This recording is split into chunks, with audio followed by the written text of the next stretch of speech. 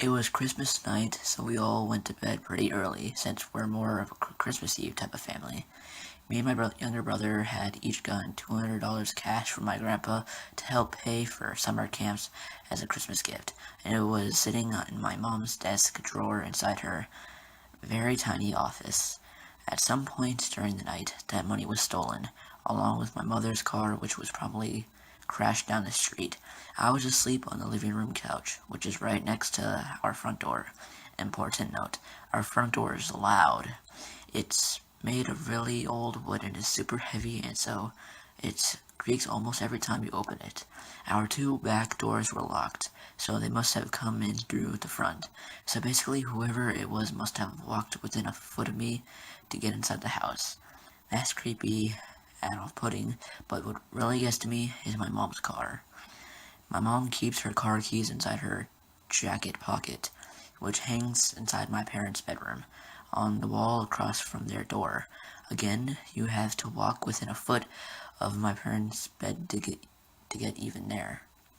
But even if my parents had slept through a nearby intruder, how did they know where my mom kept her keys, or where she hung her jacket every night? It's not an obvious spot to put your keys, and they apparently knew exactly where to go. Even grabbing the cash from the desk drawer makes sense.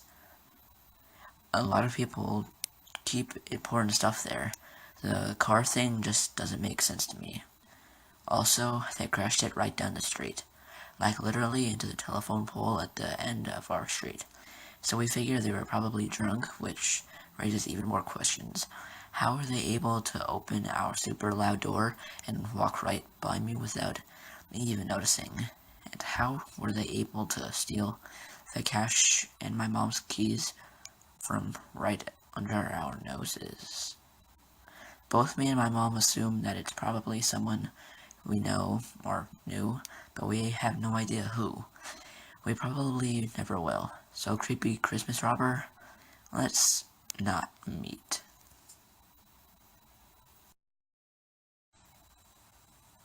This didn't happen too long ago, so everything is still fresh in my mind.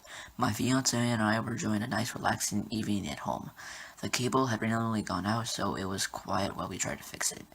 Our living room has two large windows looking out at the street and driveway, and our door also has a large oval window in it.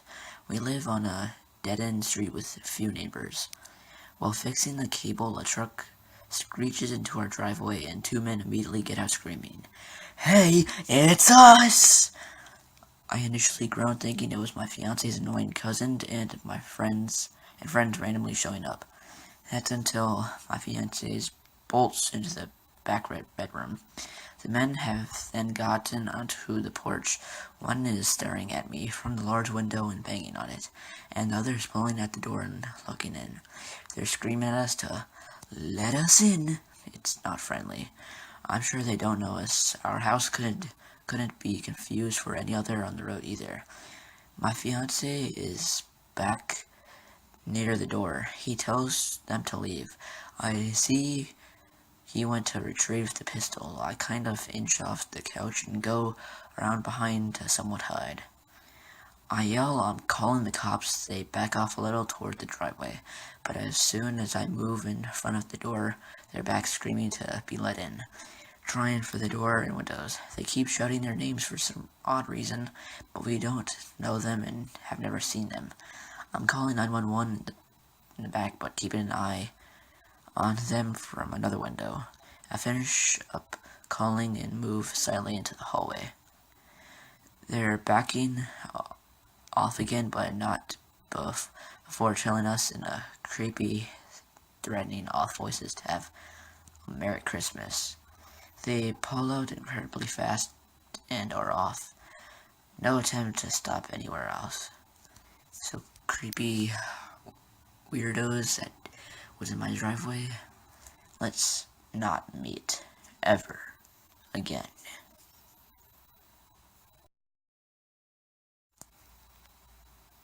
This whole thing happened 2 years ago, about 2 weeks before Christmas. I would also like to apologize if anything is unclear. I am a 16-year-old female. Blub is 11 and Mo is 13. One night at around 11:30 p.m., during Christmas break. I'm sitting in my mom's room just talking to my sisters, Blub and Mo, and of course my mom. Sitting together to talk is a usual thing for us. As we're wrapping up our conversations and saying our goodnights, my mom says she wants some water. Because it is important to the story, we don't keep water bottles in the house because when they're in there, my tweaker of a father likes to go for them. Wouldn't be a problem, but he usually takes a sip or two and then just gets another bottle, even though the one he just grabbed is half full. It aggravates my mom, and so she just keeps him in her trunk. Anyway, she asks Mo and me to go outside and get her a few bottles. I grab the car keys and head outside. I get to our front gate and wave to Mo to come with me. The punk says she doesn't want help carry some in because it's cold outside. Fuck it. I walk my happy self down the driveway and to my mom's vehicle. As I was walking down, I see a black figure standing in the middle of the street. I brush it off and just tell myself that this person is probably walking through to get somewhere. I grab the waters, but out of the corner of my eye, I can still see the person standing absolutely still. As I close the trunk and lock the car, I see him turn his head to stare at me. I was so creeped out. I ran up my driveway, slammed the gate into my house, and locked the doors. I told my mom about the fucker, and she called my dad and asked him to see who was out there. My dad comes home about an hour later. Apparently that same person was still standing there, and didn't leave until my dad asked him how he was doing. 2 days later, my grandma asked me to take some money over to our neighbor's house. Our neighbor owns a meat locker, and we got our tamale making supplies from her and had to pay the bill. I'm in my comfy slippers, so I asked Mo and Blub to go get it. They agreed to go, but only if I stood outside the gate and watched them. The girls walk over to her front door and knock. She doesn't answer. So they stand there waiting for a couple of minutes before they try again.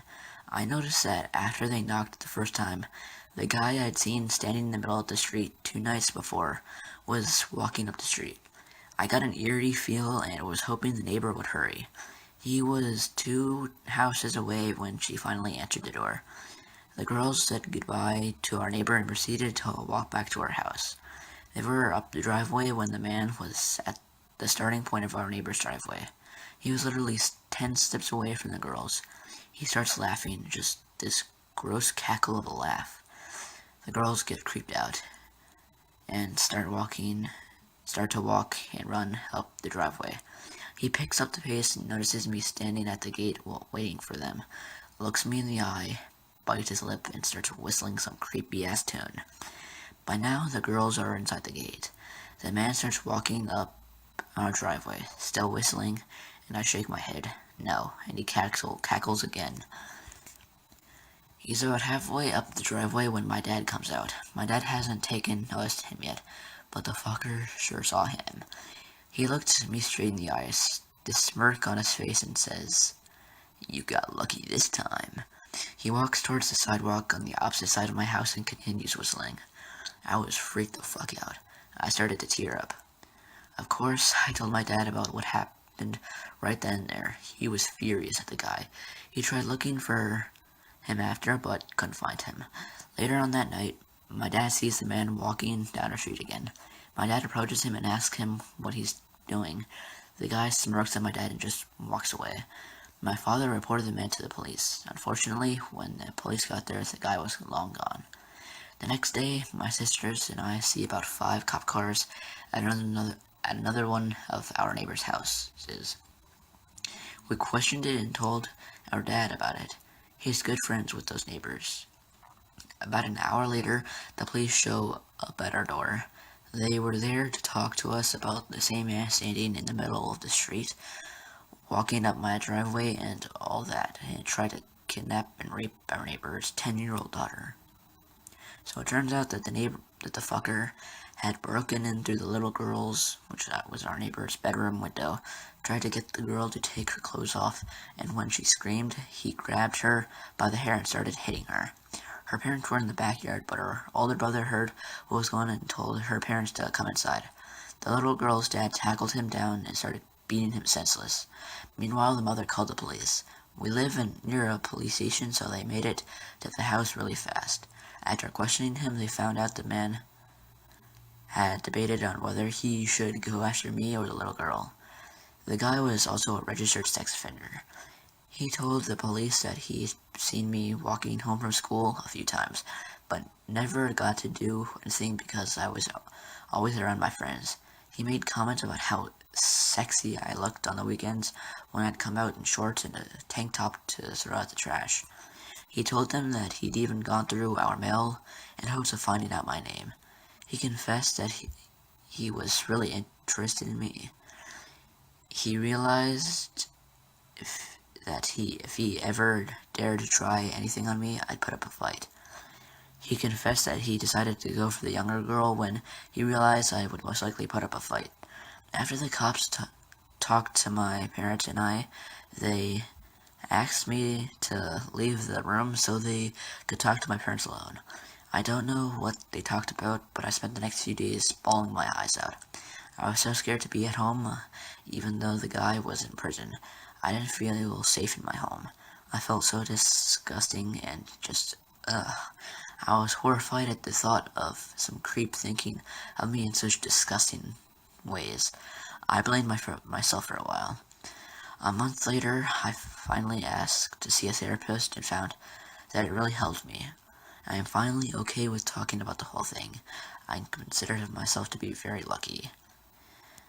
So, creepy guy that was in my creepy guy that was in my neighborhood trying to rape me during Christmas, let's not meet ever again.